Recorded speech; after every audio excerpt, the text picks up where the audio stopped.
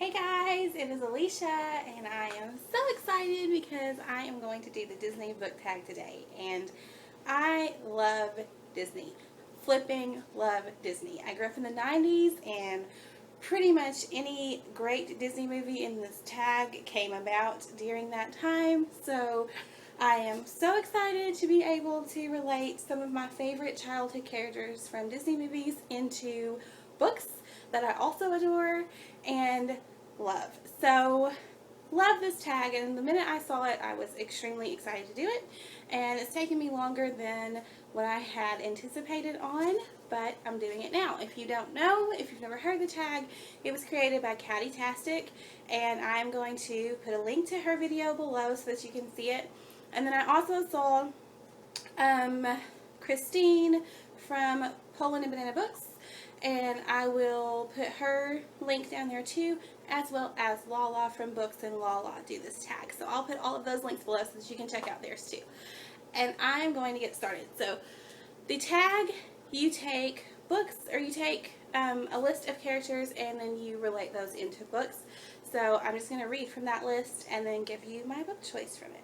The first one is the Little Mermaid, and it is a character that you feel is a fish out of water.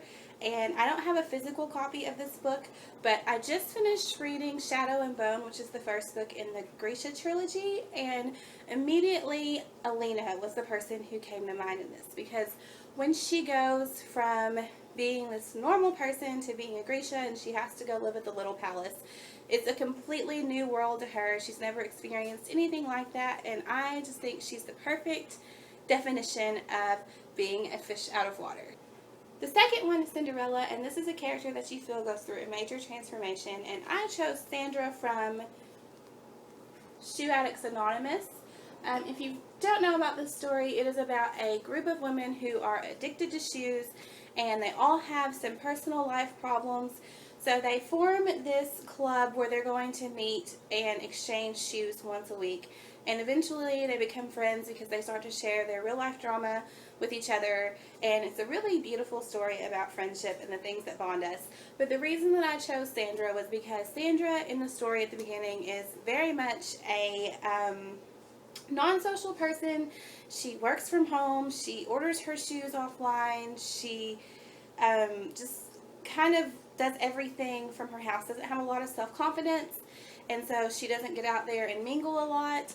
And by the end of the story, she has this group of friends who she adores, and she's going and meeting with them at least once a week, and she's starting to get out and date and do more things and kind of have a life that most of us would find enjoyable. So, number 3 is Snow White, and this is a book with an eclectic cast of characters. And this, I'm going to be really honest, this is a cliche choice, but it is the one that really spoke to me the most whenever I thought about it. So I chose Harry Potter, of course. I don't really think it gets much more eclectic than, wizards and mortals and giants and everything else that you can possibly imagine in this series. So it's a great series. It's a classic series, modern classic, but still a classic, and I just think that this is the perfect one for Snow White because I don't really think you get much more eclectic than Harry. Number 4 is Sleeping Beauty, a book that puts you to sleep. And sadly, that is the Iliad, and I have read portions of this book in high school, and I have read portions of this book in college, and I have yet to be able to make it through the entire thing because this is a very chunky book, translated from Greek, and it's hard to understand, and it's just very tiresome to read.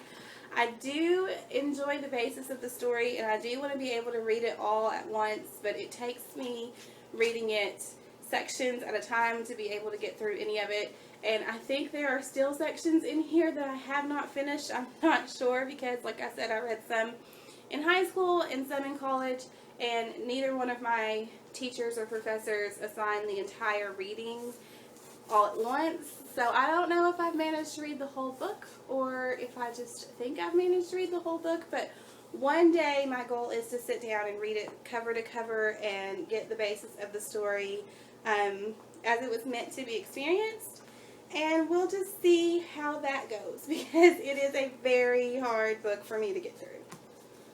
Number 5 is The Lion King. This is a book that has a character with something traumatic happen to them in childhood, and I think most books have some kind of childhood trauma these days, but I am going to pick Bridget from the Sisterhood of the Traveling Pants series, and this is actually the 3rd book, but it's the one on my shelf that's the least worn.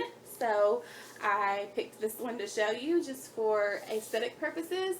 But Bridget, if you're not familiar with this story, her mother died of suicide whenever she was a child, so she has struggled with growing up without having her mom and with knowing that her mom had all of these mental health issues and wondering whether or not she's going to inherit some of these issues. And she, out of all 4 of the girls, I believe that Bridget is the one that goes through the most change throughout the series. And she's just my favorite character. She's the one that I bonded with the most. I also think that she's one of the least cliche examples because it was really hard for me to pick a book that no one had really discussed yet or talked about, so I'm going to go with Bridget. Number 6 is Beauty and the Beast, and this is a beast of a book that you were intimidated to read, but that you found the story enjoyable. And I am going to go with, I actually have 2 for these, but they're from the same series, so it counts. And I'm going to go with The Lost Symbol by Dan Brown and Inferno by Dan Brown. These are both really big, really heavy books, and I love the Da Vinci Code series, but these books came out quite a bit after the first 2, and I wasn't really reading as much thriller anymore, so I wasn't sure if I was going to enjoy them, and they are a lot thicker than the first 2 were, in my opinion, so I just didn't know if I was going to be able to enjoy them as much. And then whenever I started reading them, I've realized that I just jumped right back into the story, loved it just as much. I love Dan Brown's writing style. I love the way that he incorporates history and symbology into his novels and makes the story come to life. I love the series, and these 2 are massive books, but they are worth giving a read if you think that you are into thriller, especially if you are someone who likes symbology, which I do. I really love to learn about the different symbols and different cultures and how they differ from what we believe, and there is a lot of that in the Da Vinci Code series. So, number 7 is Aladdin, and this is a character who gets their wish granted for better or for worse, and I picked Chloe from Sleeping Arrangements by Madeline Wickham. Chloe is a character who is very unhappy in her relationship. Not so much that she doesn't love her partner or that she doesn't feel like she's meant to be with her partner, but just so much that she feels like maybe they've grown apart and she's bored and kind of tired of it. And she wishes for more excitement in her life. She goes on holiday with her partner and her, I believe it's a son. It's been a while since I've read it. I think she has a son though. Maybe she has a daughter.